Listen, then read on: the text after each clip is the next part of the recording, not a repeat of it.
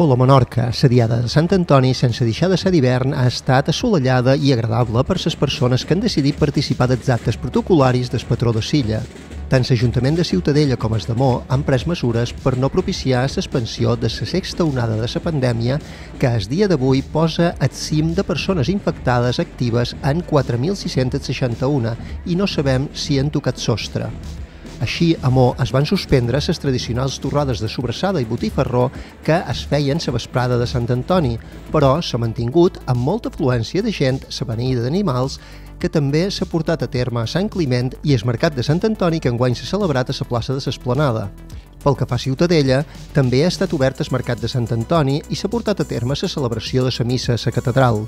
Acabada la missa, s'ha fet també la processó, que ha tingut com a tret diferencial sobre les tradicions més arrelades la no celebració dels Tres Tocs, que són una representació de l'entrada de la ciutat del rei Alfons el Liberal l'any 1287, quan Ciutadella era la capital àrab de Menorca.